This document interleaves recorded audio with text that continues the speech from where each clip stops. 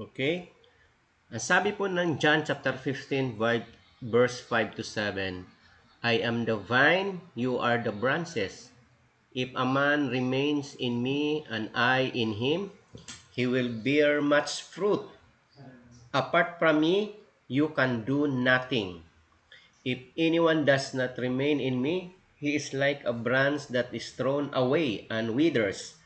Such branches are picked up, thrown into the fire, and burned.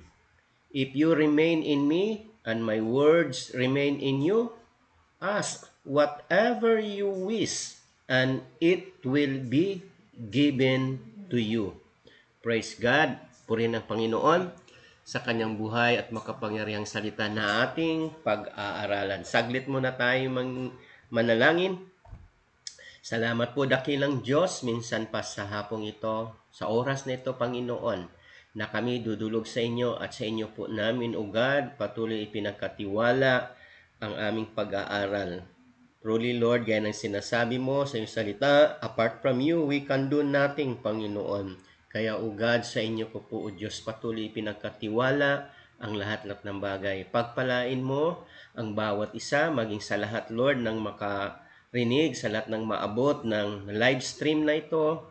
At Lord, nawa ang mga salitang ito ay maging pagpapala po sa bawat isa. Salamat po sa pangalan ni Jesus. Amen, amen, and amen. Dito po sa ating pag-aaralan, makikita po natin sa mga talatang ating binasa, makita po natin na sinabi ni Jesus na siya po ang puno. Tayo po ang mga sanga. Kaya dapat po tayo, kung nais natin tayo mamunga, maging productive po tayo, maging mabunga ang lahat ng ating mga ginagawa, dapat po tayo patuloy na nakakabit po, naka-attach po tayo sa ating Panginoong Yesus. We have to remain, sabi nga doon, if a man remains in me, and I am in him, he will bear much fruit. Apart from me, you can do nothing. Kaya dito po sa ating pag-aralan, pinamagatan ko po to ng prayers answered.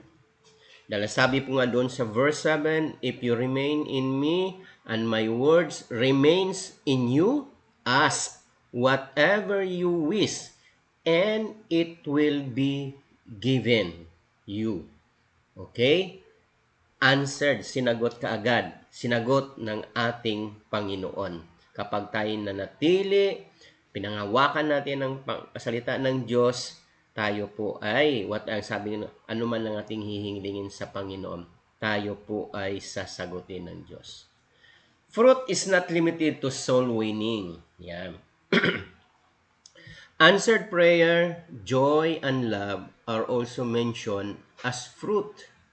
Kaya makikita po natin sa aklat ng John chapter 15 verse 7, 12, 11 and 12. Ang sabi po doon, I have told you this so that my joy may be in you and that your joy may be complete. Okay? My command is this, love each other as I have loved you. Kaya makikita ho natin ito, ano pong makita ang salita po natin ito? Joy. Malubos ang kagalakan ng bawat isa. Sabi nga ni Lord, I have told you so that my joy, yung kagalakan ng Panginoon ay nasa atin. At ang kagalakan ito ay maging maging complete sa pamamagitan ng sagot sa lahat ng ating kahilingan at ma-enjoy po natin ang lahat ng bagay na ating minimithi mula sa ating Panginoon. At higit sa lahat, ang sabi po doon sa verse 12, my command is this, love each other as I have loved you. Kondisyon po to ng Panginoon, isa sa mga kondisyon po ni Lord para makamit natin ang ating mga minimithi. Mahalin natin ang kapwa gaya ng pagmamahal ng Diyos sa atin. Napakahalaga, this is, ang sabi nga doon, ito po yung the greatest commandment po, yung pag-ibig ng Diyos. Mahalin natin ang Diyos. Okay? Ano po ba ibig sabihin ng remain in me or abide in me? Ang sabi po doon, what is remaining or abiding in Christ means? Number one, believing that He is God's Son. Okay? Kasi ang sabi niyo, remain in me. Sa ano po? Paano po? Ang sabi nga po doon, believing that He is God's Son. 1 John chapter 4 verse 15. Ang sabi po doon, if anyone acknowledges that Jesus is the Son of God, God lives in them and they in God. Okay? Manampalataya po tayo na si Jesus ang anak, ang bugtong anak ng Diyos. Kaya maliwanag po dito, if anyone who acknowledges Jesus the Son of God, God lives in them and they in God. Kaya napakahalaga ho dito dahil alam niyo po, ang salita ng Diyos ay dapat nasa puso ho natin. When God bless us, hinahanap ni Lord yung salita niya nasa puso ho natin. Kasi ang sabi nga doon, if anyone acknowledges that Jesus is the Son of God, God lives in them.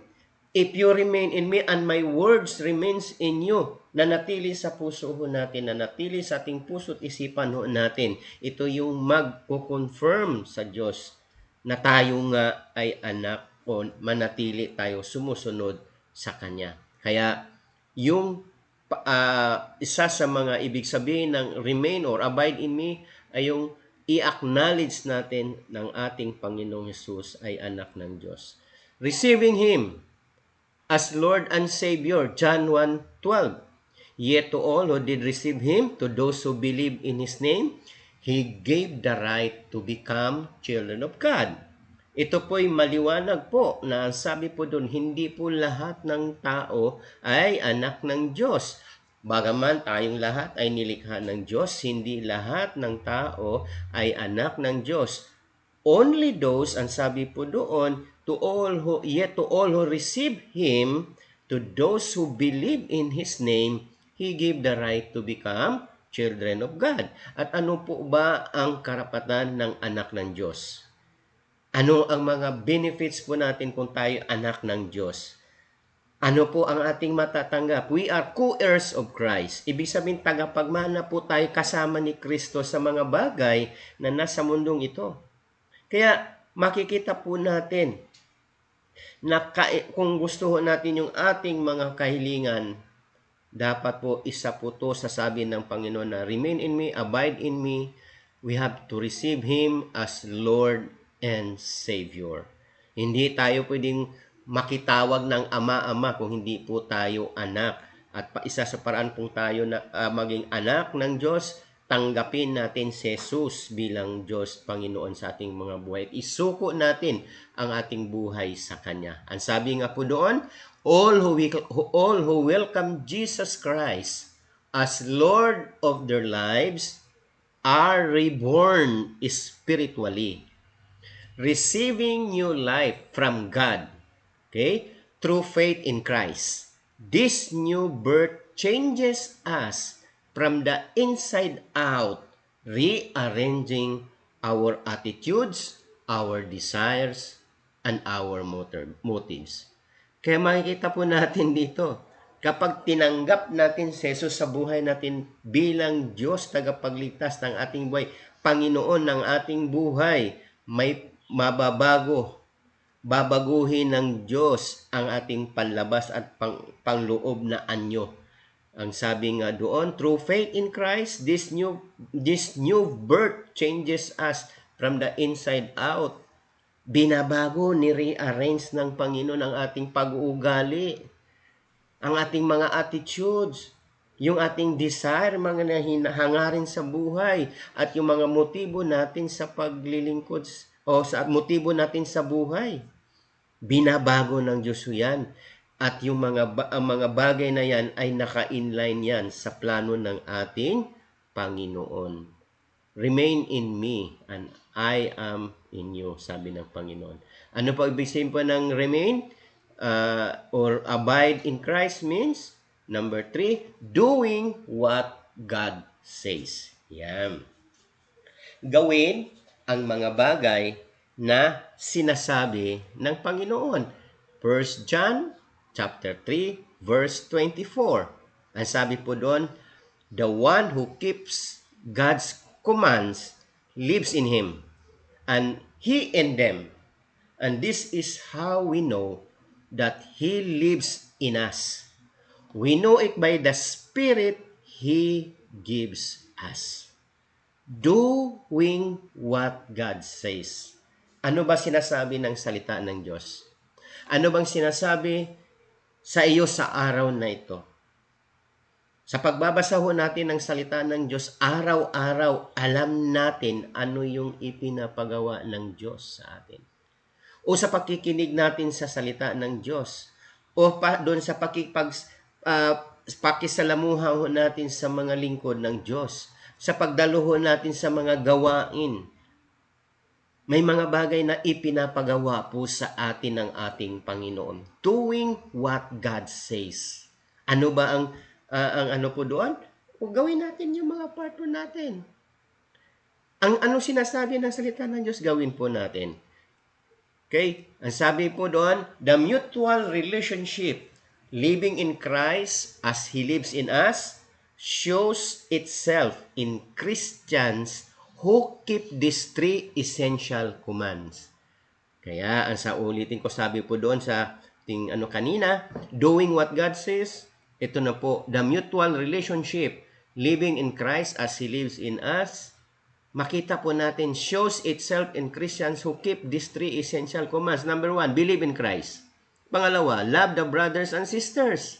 And live a morally upright life. Ito ang nais ng Diyos na dapat makita po sa atin. Believe in Christ, love the brothers and sisters, live a morally upright life. Holy life. Pag sinabing morally upright life, holy life, because God, whom we are serving, is a holy God.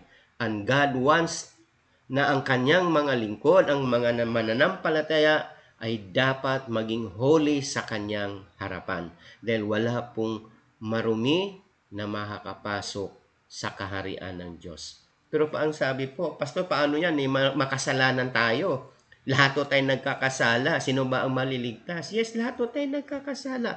But tandaan po natin, habang sa panahon pa na mayroon pang pagkakataon na humingi tayo ng tawad, humingi na tayong tawad, lumapit na po tayo sa Kanya. Dahil darating ang panahon na hindi natin malapitan ng Diyos.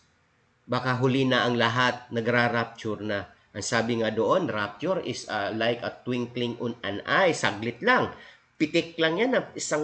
Halos isang segundong pitik lang ho yun. Kaya wala na ho tayong pagkakataon na magbago kung sakasakaling alam natin darating ang Diyos dahil ang pagbabalik ng Panginoon ay biglaan. Sobrang bilis. Kaya wala nang pagkakataon na manumbalik o maghanda. Kaya ngayon pa lang, gawin na ho natin ang mga bagay na ito na nais ng Panginoon. Isa pang ibig sabihin ng remaining, abiding in Christ means, number 4, ang sabi po doon, continuing to believe the good news. 1 John chapter 2, verse 24. Okay? As for you, see that you have heard from the beginning remains in you. If it does, you also will remain in the Son and in the Father. Mga kapatid, patuloy daw po manampalataya tayo doon sa magandang balita. Continuing to believe the good news. Kaya napakahalaga po na bilang mga lingkod ng Diyos, yung salita ng Diyos, yung ating binabasa araw-araw, dapat po ating ipamumuhay. Gawin po nating lifestyle ang mga bagay na ito. We have to continue to believe the good news. Kung ang salita ng Diyos ay medyo hindi para sa iyo, we have to claim it. Minsan may mga hindi magandang bagay na nangyari sa atin. Tandaan po natin, mayroong magandang bagay na nakalaan ng Diyos para sa atin. Kaya po, napakahalaga po, lalong-lalo na yung mga salita na ating napakinggan noon. Ang sabi nga dito, as for you, see that you have heard from the beginning remains in you. Kung paano natin nakilala si Jesus, kung ano ang ang naramdaman natin, gaya ng sinasabi nga, yung first love ho natin sa Panginoon. Nung una natin siya nakilala, ano ba ang ating naramdaman? Tayo po ba excited pa rin po ba? Hanggang ngayon, excited pa rin po ba tayo sa Diyos? Excited pa rin ba tayo sa salita ng Diyos? Excited pa rin ba natin na ipamumuhay ang salita ng Diyos? If it does, ang sabi nga, if it does, you will also remain in the Son and in the Father. Manatili po tayo sa Panginoon. Ngunit lang sa panahon natin ngayon, lalong-lalo na sa panahon natin na mayroon tayong kinakaharap na sakuna o pandemic, marami pong nawawala sa Diyos. Supposed to be, ang panahong ito po yung dapat tayo po ay manatili sa Panginoon. We have to continue to believe in the good news. Sa panahong po natin ito, dapat manatili ho tayo. Kaya lang marami pa ring tao, instead na manumbalik sa Diyos, sinisisi pa ang Diyos, tinatanong pa ang Diyos, bakit pinayagan mo, bakit nangyayari ang mga bagay na ito, at maraming naapektuhan, at higit sa lahat, maraming namamatay po sa COVID-19. Ang tanong po, sila po ba'y handa humarap sa Diyos? Sila po ba'y nakakilala sa Panginoon? Kung tayo po ay manatili na ipinamumuhay natin ang salita ng Diyos at ibinabahagi natin ito sa kanila, isinishare natin ito sa kanila, nawa sila po'y makakilala. Wala na ho tayong pananagutan. And panglima, last, ibig sabihin po ng remaining and abiding in Christ means relating in love to the community of believers. John chapter 15 verse 12. My command is this, love each other as I have loved you. Gaya ng aking nabanggit kanina sa ating mga talata. Relating in love to the community of believers. Ibig sabihin ito, ang sabi ng Biblia, huwag nating kaligtaan na magkaroon ng pagtitipon-tipon sa panahon na nararap at magkaroon po tayo ng sabi po ng pagpupuri, pagsamba sa Diyos, magkaroon po tayo ng testimony kasi napakahalaga po nito. Dito po tayo lumago sa ating pananampalataya. Isang kaparaanan na tayo lalago sa pananampalataya ay yung ating pakikipag-fellowship sa ating kapwa mananampalataya. Napakahalaga po dito na ang sabi nga doon, love each other as I have loved you. This is the greatest command ng ating Panginoon. Kaya lang, sa panahon naman uli ho natin ngayon, wala naman tayong physical na gatherings, wala po tayong face-to-face, nalilimitahan po tayo. But, hindi naman pwedeng limitahan, hindi naman pwedeng bawalan or ano ang salita ng Diyos na hindi makarating, pigilan, hindi pwedeng mapipigilan ang salita ng Diyos. Maraming kaparaanan ang Diyos para ang kanyang salita ay maiabot sa kanila. Marami po tayo ngayon sa panahon natin ngayon. Maraming depressed. And they need you. Kailangan natin silang i-encourage because they are so depressed. Maraming nangangailangan. Kaya kailangan po natin, ipadama po natin sa kanila ang ating pagmamahal sa kapwa. Hindi lamang yung pagmamahal na, sige sabihin natin, mahal ka namin, mahal kita, mahal ka namin with the love of the Lord. Ipakita mo ang inyong pagmamahal. Dahil ang faith without action is dead. Kung mahal natin ang Diyos, mahal natin ang kapwa, kaya dapat po kumilos po tayo sa pamamagitan ng kapag sila'y nangangailangan, huwag ka nang mag-intay pa. Alam mo na ang kanilang pangangailangan. Kung kailangan nila ng pagkain dahil sila po ay na-lockdown, hindi na po sila makalabas, hindi po sila makapag-grocery or wherever they go, mabuti kung may pera, makapagpadala ng o makakapagtawag ng online, papa-deliver ng pagkain. Paano kung wala? Ipakita din po natin sa kanila. Kung anong mayroon tayo, share. Nakakatuwa din po nga sa amin dito po yung mga alam po namin na mayroong nako-confine, mayroong mga kasama namin sa senior citizen na quarantine. Kumilos kagad yung aming grupo. Si ganito, si ganyan. Pero walang sinasabing pangalan si ganito, si ganyan, nasa bahay, naka-quarantine, kailangan nilang tulong natin. Kahit pa paano, kahit konti. Grocery, konting cash, ibigay po natin. Itulong po natin. Dahil someday, tayo din po ay mangangailangan. Kaya napakahalaga to. We have to fellowship or relating in love to the community of believers. At ito yung panahon na kahit hindi believers, ay ipanamahon natin yung pagmamahal sa kanila. Para maramdaman nila, maranasan nila ang pag-ibig na nagmumula sa ating Panginoon.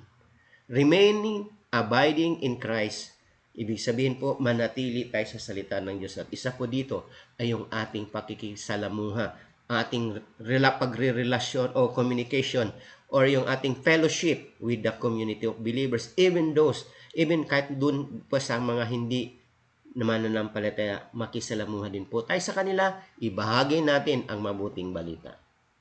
And we have to summarize, at sa summary po dito, number 1, remaining at or abiding in Christ means believing that He is God's Son, receiving Him as Lord and Savior, doing what God says, continuing to believe the good news, and relating or fellowshipping in love to the community tayo, hindi yung iyong panalangin.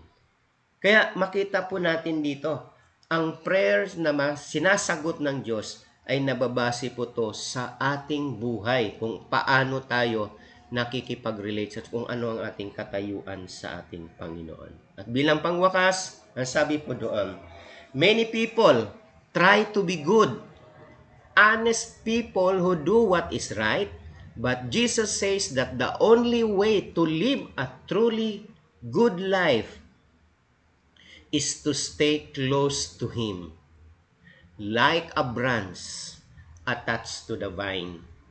Apart from Christ, our efforts are unfruitful. Are you receiving the nourishment and life offered by Christ, the vine? If not, you are missing a special gift He has for you. Mga kapatid, ikaw lang po ang nakakasagot po dito sa katanungang ito.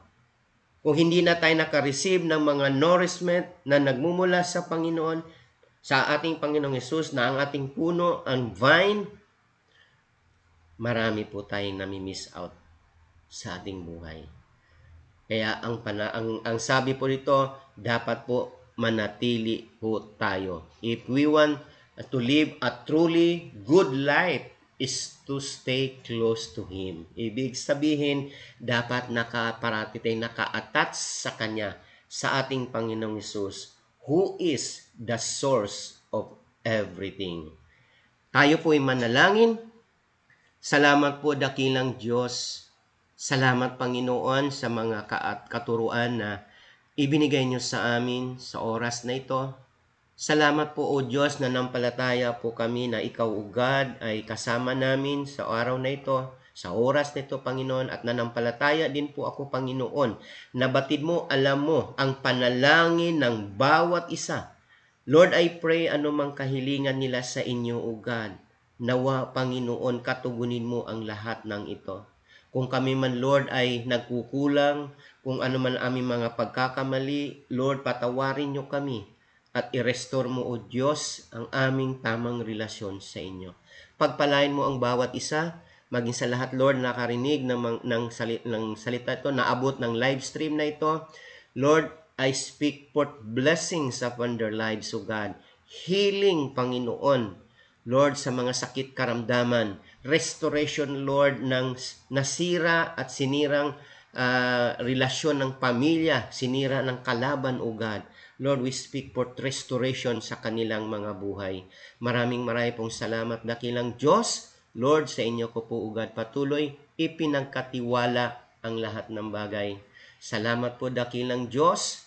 Lord, maging sa oras na ito, tinataas ko rin po sa inyo, O God, ang lahat, Lord, ng mga naapektuhan ng COVID-19, Lord, mangusap ka sa kanila, abutin mo sila, Panginoon, at Lord, nawa silang lahat, Lord, ay manumbalik sa inyo, that they will come to know you, God, in a personal way, Lord, at Lord, katugunin mo sila. Pagalingin mo sila, Panginoon. Maraming pong salamat sa inyo, Lord, ang lahat ng papuri at kaluwalhatian sa pangalan po ng aming Panginoong Hesus. Amen, amen, and amen. Marami pong salamat. God bless po sa inyong lahat at nawa po ay patuloy tayong iingatan ng ating Panginoon. God bless us all.